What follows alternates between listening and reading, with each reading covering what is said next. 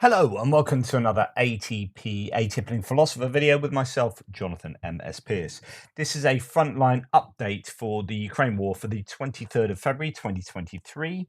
Let's get straight to it. Let's go to the northeast first of all, to the Kupiansk-Svatove-Kreminna front line. And actually we're going to have a little look just to the north of Kupiansk in this kind of area here, a little bit behind Ukrainian lines. On my map, here we have Kupiansk to Svatove, down to Kreminna, just to give you an understanding where we are. And actually, we're going to just do a little bit of zooming in up here, and you'll notice a place called Vuhledar and Belohivka. There have been reconnaissance in force, claims of reconnaissance and force activity from the Russians in Belohivka. I presume that would be over the border rather than from within Ukraine, from kind of the front line here, more likely over the border. And reconnaissance and sabotage activity around Frontline. Yes, there. So that the ISW reports on that. Geolocated footage showed Russian Spetsnaz, so they're the special forces of the 6th Combined Arms Army, correcting artillery fire on Ukrainian positions near Frontline and Novomlinsk. My goodness, I'm struggling today. I apologize. So we have activity up in this area. There's the two settlements that I just mentioned there by the ISW. Does that indicate that there will be a big offensive push in this area, some kind of pincer movement, or is that just part of the course? It does seem to be the first time we're hearing about places behind Ukrainian lines being mentioned. So I don't know what that tells you. Rebar doesn't really mention much up around this area. No report says near Kupiansk. This is a pro-Ukrainian source. Russian sources claim that an offensive is underway as part of a larger scale offensive and that the Ukrainian defensive line has been penetrated in this area. We know fighting is around Hrenikivka. Today, Ukraine has got shelled in Mazyutivka, northwest of Liman Pershi. So you have that front line I've got coming down here and around there. Interestingly, no reports has Liman Pershi under Ukrainian control, and Hrenikivka at least, well, looks mainly under Ukrainian control, which I don't have any other people saying that. Defmon doesn't have a Kupiansk map today, but even Defmon has Sinkivka under Russian control. So you can see there's contradictions within the pro-Ukrainian mappers. I'm going with what Russian mappers are saying around here, and I think that's fairly accurate, which is Hrenikivka is under Russian control now. Liman Pershi is probably under Russian control, might be slightly grey, and Sinkivka appears to be under Ukrainian control. So that's how I would understand the mapping in the area. Poulet Volant, nice clear map, doesn't say anything until we come down to Kuzimivka. So let's just see a little bit about more about what ISW say. Russian mill blogger claimed that Russian forces in Kupiansk, Seversk, and Liman directions, so that's 3 totally different places, went on the offensive and advanced up to 5 kilometers deep into some unnamed areas. So it's a very general claim there from Russian mill blogger. But the why I've highlighted that is because it's the idea that this is the offensive. Luhansk People's Republic MNR head Pazachnik also announced that occupation officials have turned off mobile internet due to security issues, and a prominent nationalist source claimed that this announcement indicates that Russian forces have likely started an offensive in the Liman direction. So that would be going further down south. That's here. The Liman direction is where the Russian forces west of Kreminna are pushing towards. So you've got Liman there. So there are claims from some Russian military bloggers that this is the offensive, that the Russians are going on the offensive, because there's still these claims of like, well, it can't be the offensive because this can't be it type thing. But then other Russian mill bloggers have noted that elements of the 144th Motorized Rifle Division, 3rd Motorized Rifle Division, and airborne forces are successfully conducting defensive operations in the Kreminna forest and have made some limited advances that cannot be categorized as a major offensive. So you get other Russian sources saying, well, actually, no, this is defensive work they're doing there. It's not an offensive. Maybe that's the cognitive dissonance reduction where they're like, well, surely this can't be it. So therefore, it must be defensive. Or possibly it is defensive, and they are waiting forces for a major offensive. But where are those forces? What are those forces? Are they just going to be untrained or poorly trained and equipped mobilized troops? where are the reserves? There's a really good discussion by Dom Nichols on the Ukraine the Latest podcast yesterday, talking about how every decent force, whatever work you're doing, will have a reserve. You'll have people in reserve for that rainy day that you need to bring in to plug this gap or to do that. And it doesn't appear that the Russians have any meaningful reserve forces. They've got everything there, and everyone else is back training or whatever. There just don't seem to be the reserves available for them, which is a really bad reflection of the position that Russians might be in. ISW has not observed transfers of new units to the Western Luhansk Oblast front line. So this is again feeding into this idea or question as to whether there is offensives going on around there. Has been claims in Kuzmivka that the Russians have pushed in Kuzmivka, so that is just north of Svatova. That's what the Pavlivka map is suggesting here, and indeed an attack towards the south of Stelomakivka from Kolomychika. So perhaps that we might find out about that in the next day or so. And then really it's coming down to, well, they go on to Bakhmut next, so not even a mention of what's going on in the Kreminna area. So we will go to no reports now, talking about Kreminna. Russian sources, including Evil Gherkin, have claimed that an offensive was launched near Kreminna.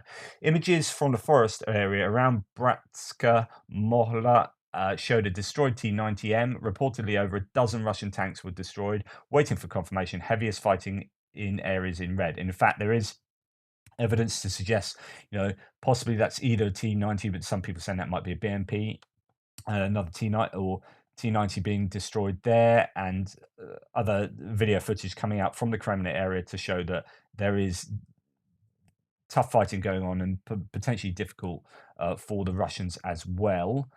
So just to finish what no reports were saying, reportedly over a dozen Russian tanks were destroyed, waiting for confirmation. Heaviest fighting in the areas in red. So let's have a look at that. So again, to the west, pushing towards Pavlivka and Zarichna, and in the south in the forest. So that's where the heaviest fighting is. Pushing, if we come on my map, in this area, so the heaviest fighting there, and in the forest down here. So finally, Defmon says Russians are attacking in the forest west and south of Dubrova and Kuzmina. During the last few weeks of Russian offensive, Russia has managed to retake several hundred meters. So you've got Dubrova here, Kuzmina is that small settlement there. They're attacking south from there and west from Dubrova. I think there's probably fighting all along this front line in the forest area. Ukraine has pretty much held their own there. Again, you just, as Defmon says here, you've seen a couple of 100 meters taken. Well, if this genuinely is the offensive, that is really underwhelming. That is not a lot to shout about. And again, if it's not the offensive, then what are you doing? Just sort of attriting your forces. Okay, let's go down to towards Bakhmut, so past Bilorivka. Here doesn't seem to be any news coming from there, particularly Shpirna, Berestova, and to this northern area of Fedorivka, Rozdilivka, and then down to Zalizhnyanska, and indeed Bakivka and Yahidna. Okay, let's see what sense we can make of Bakhmut then. So Vesely, Rebar says that there are Russian advances in the area of Vesely, but the Ukrainians are actively using drones there to harry the Russians. But really, it's all about Bakivka and Yahidna here. So varying claims to do with Yahidne. There was a counterattack by the Ukrainians over the last couple of days that pushed the Russians back a little bit in Yahidne, and that's admitted by Rebar. But essentially, the Russians have moved on yesterday certainly in Bakivka, differing claims as to how much of Bakivka they control. ISW talks about Bakivka, saying that some mill bloggers claim that Wagner Group forces advanced from the Stupki rail station to the outskirts of Yahidne and were entrenched along the E40 highway near Bakivka. Other mill bloggers claim that Wagner forces seized half of Bakivka and the fighting continues in the center of Bakivka and Yahidne. So Prigozhin from Wagner has claimed that the Wagner forces may capture the rest of Bakivka, but he didn't put a time limit on that. It's all happening around there for sure. Kenneth Runt sums up Kenneth Gregg here, the Swedish fighter in Ukraine who has been in Bakhmut. I don't think he's there at the moment, but he does give a synopsis. Today, there is not so good news about Bakhmut and the areas around. Right now, Bakhmut is completely in control of the enemy, so he claims differently, actually. So the Russians are claiming, yeah, mainly controlling Bakhmut, which is here. And I've moved my red Russian line to fall in line with what Syriac Maps says, a pro-Russian mapper. But yeah, so Kenneth Gregg says that heavy fighting is going on in Yehidny, and my guess is that we've built new defense lines closer to Bakhmut and are retreating to them. Even east of the canal, which divides the town in two, the enemy has slowly but surely pushed their way through. Here, within the next 48 hours, we will probably retreat to the western bank. I don't think it's likely that Bakhmut itself will be surrounded in the coming week. The enemy is now putting everything to take Bakhmut, which is a total waste of resources for a town that has nothing but domestic political importance. South of Bakhmut, Chasiv is completely under our control, and we have turned the town into a fortress. Besides, we are on the highest hill, so the enemy have to triple the manpower to even have a chance to take the city. Other fronts are without changes. So I will come to some of his claims there in a second. Rebar, the pro-Russian source says that northwest of Bakhmut, Wagner assault units pushed through the defense of the Ukrainians in Bakhmut. Now most of the village is under the control of the Russian units, and most of it, whereas the pro-Ukrainian source says all of it is. Fighting is now taking place on the western and southern outskirts. The assault on the strongholds of Ukrainian formations continues in Yahidny. The Ukrainian transferred reinforcements to the area of clashes and were able to hold and recapture part of Yahidny. That's, I think, what I reported yesterday. Wagner are trying to push Ukrainian units out of the settlement. And on the eastern and southeastern outskirts of Bakhmut, assault units occupied a residential block along Vatutina Street and reached Shededraya Street. In addition, the Russian forces managed to gain a foothold in the meat processing area. Right. Uh, and goes on to say, as a result of intense fighting, the enemy was forced to withdraw one of the battalions of an unidentified unit due to heavy losses. About 40% of the personnel were killed to the Zaporizhia region to restore combat capability. So that's the pro-Russian sources saying that. Let's put all that into the context of my map, and we'll have a look at Syriac maps as well. Here's my map here where we have Bakhmut coming on to Yahidny. Further down south, past Pidorodny. There's some claims that there's some gains around the Pidorodny area, and then coming down into this northern suburb where there's been gains on this western line there, and gains in the eastern suburbs as well. Quite considerable gains further forward, almost getting to, as Greg calls it, the canal, the river, Bakhmutovka River. So let's see what Syriac map says. So Bakhmut, this is the area that he sees, or they see the Russians have taken. No real change in Yahidny. There's a lot of pressure there. And then further down to that's this area there. A thin sliver of land taken by the Russians there. And then we come on to the eastern suburbs where Russia have, as Syriac map says here, situation east of Bakhmut city. Russian army continues advancing Zabakhmutka district from two axes.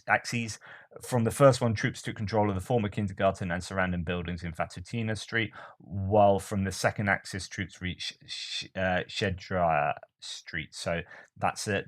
The Vatutina Street is, I think, this road that goes, or it might be this road up there that goes east to west. So along there, they are making gains, and then further down south towards the river. The river is going to be where the Ukrainians have a chance to fall back and defend and maintain some defense. But of course, that will depend on what happens north. So if we have a look at the river is comes sort of down here.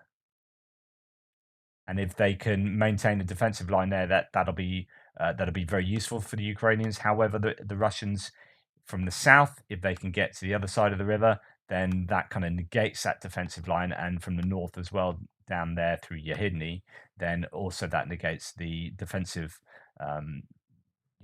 qualities that the river provides. So, but nonetheless, that will be where the Ukrainians will regather themselves and then wonder whether, I guess, to continue defending Bakhmut. There are as you can see, these movements to the north, and it might be that the Russians have given up trying to do this larger encirclement because they are finding that the area of most success is in the north, so they can continue that in that direction. They might be able to just really challenge these main supply routes into Bakhmut from the west from the north.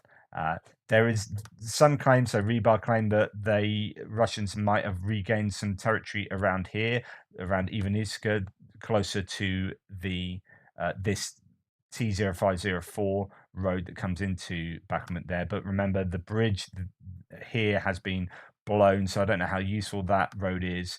Although you can come down from, just to give me the right color there, you can come down from this smaller road and hit the T0504 there and go through Ivaniska, but it gets perilously close to Russian lines as it gets closer to Bakhmut.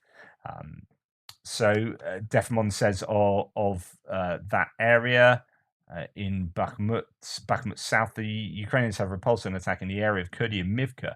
It seems like the Ukrainians managed to keep the defensive line along the canal. A video appeared with AFU attacking Russian positions just south of the T0504 road. And I'll show you, well, I won't show you the video. It's not that interesting, but it is, well, he's got a geolocated video there. Interesting. That's a different video then. So I've got a geolocated video. Oh no, that is the same one. Yeah, so that is a geolocated video that is 50 meters from Russian troops, they say, and actually 50 meters is only about there. So that might suggest that the Russians have managed to gain some land back towards the highway in this area, as some of the Russian mill bloggers are saying. Poulet Volon's map here shows red arrows everywhere. The pressure is really on in the Bakhmut area, and Russia have made obviously some serious gains all over the place. We'll see how long the Ukrainians decide to hold out. There are reinforcements being placed into Bakhmut, and there have been some counterattacks as we've seen down the south, and then perhaps even in Yahidne. And indeed, there was talk about eastern blocks being retaken over the last week, but then the Russians have pushed back. So my guess is, as I said yesterday, the Russians will be throwing the kitchen sink at Bakhmut. They need to get as much as they can by the 24th, which is tomorrow. That's the year anniversary. Even if they can say, look, we're starting to take Bakhmut, we are in the city, right in the suburbs, north, south, and east, then that's something, I suppose, that they can say on national television. But realistically, they're not going to take Bakhmut in the next day. But again, the calculation for the Ukrainians is how long do they grind away there, because they will be taking losses themselves. Again, if they're not defending in Bakhmut, they'll just be defending somewhere else. So they might as well stick to somewhere. Chasiv Yar is, as Kenneth Gregg said, a bit of a fortress. It's on high ground. You've got some swampy areas there as well as forests. So it is a difficult. Chasiv Yar is arguably going to be more difficult than Bakhmut to take. Some say. We shall see. Okay, so that's Bakhmut. Not looking great for the Ukrainians. Let's move on further south to Avdivka. And there was talk about this counterattack. I'm just leaving my lines as they are at the moment. Looks a bit confusing, but claims of a counterattack towards Novoselivka-Druha. There's now footage coming out of vehicles being taken out in that area of this sort of Ukrainian counterattack. If we have a look, I mean, it's nothing too significant. There's quite a few vehicles in the area, and then one getting taken out, so on and so forth. That kind of stuff happening, and that seems to be Novoselivka-Druha, and this counterattack of the Ukrainians there.